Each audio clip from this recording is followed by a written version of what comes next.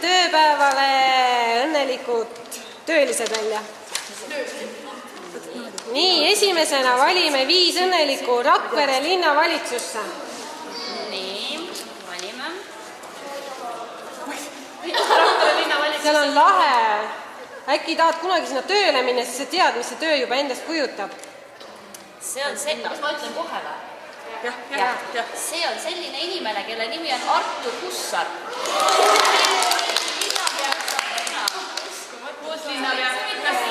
Järgmine linnavalitsusse mineja on Anett Kamarik.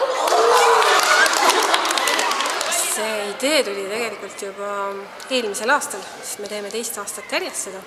Eelmisel aastal me istusime mõnekesti koos ja hakkasime unistama, et oli tulemas 1. juuni, lastekaitsepäev, ja siis Karmeli kogudus on nagu alati või mitmed aastad järjest teinud sellist suurt sündmust või suurt üritust lastele. Aga siis me hakkasime koos unistama, et mis on üldse lastele tähtis, mis meile, kui meie lapsed olime, mis meie jaoks olid sellised tähendusrikkad ja tähtsad, mis on meile siiamaani meeles.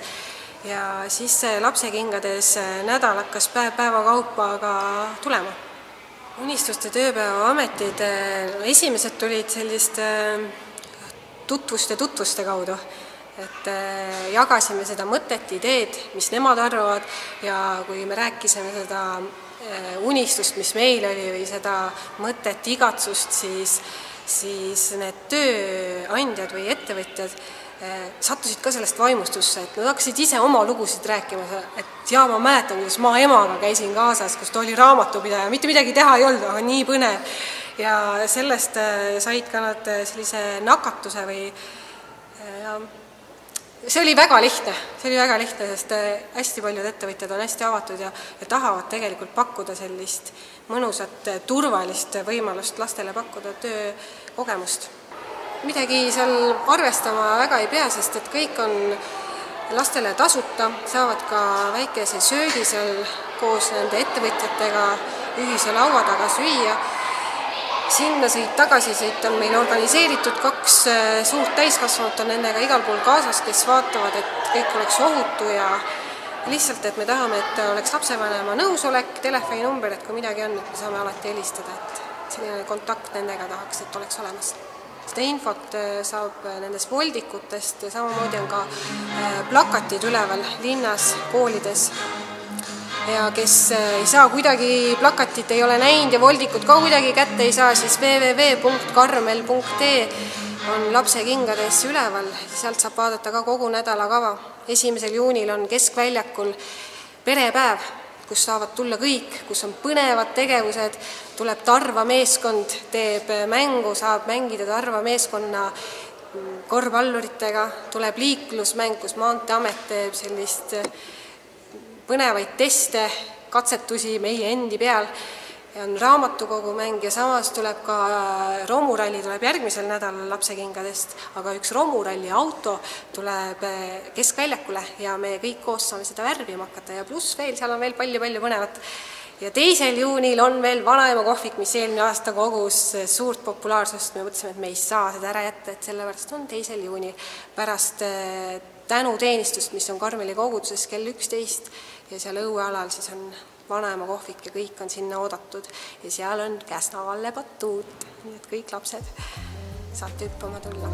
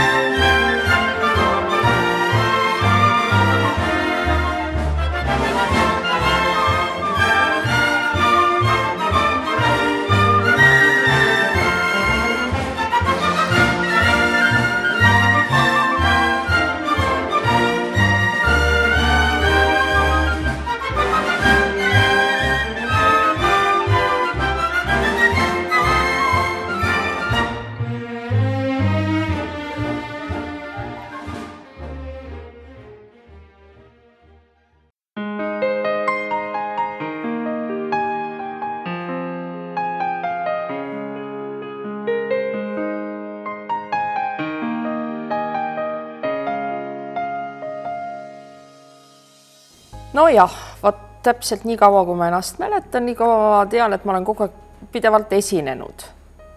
Ja ma ei tea, siin on mul mingisugused 2 head pilti, siis kui ma ise keskkoolis olin, et üks on vist see jah, kus ma laulan siin. Meil oli nagu mingisugune selline vingansambel. Tundub, et see on Nääripidu siin. Ja teine pilt on, kus ma siis räägin. See on tegelikult, see on selline tore pilt, kus on, meil oli selline, ta ei olnud otseselt show-programm, aga ta oli niisugune ka mingi tänapäeva mõistes siis projekt, tants läbi aegade ja mina siis nagu panin selle projekti kokku ja siin mul on niisugune parukas peas siin kõik ja siis räägin tähtsa näoga siin tantsu ajalugu. Ja siis meil olid lavastatud kõik tantsud ja klipid niimoodi, aga kuna meil oli siis tüdrukute klass keskkoolis, meil oli mingi 18 tüdrukut klassis, vene keele klass, siis poisse polnud ja siis tüdrukud mängisid seal niimoodi poisteosi ka tantsisid. Väga lahe oli. Ja keskkoolis ma olin üldse niisugune hästi karm tegija. Tegin kogu aeg, organiseerisin midagi.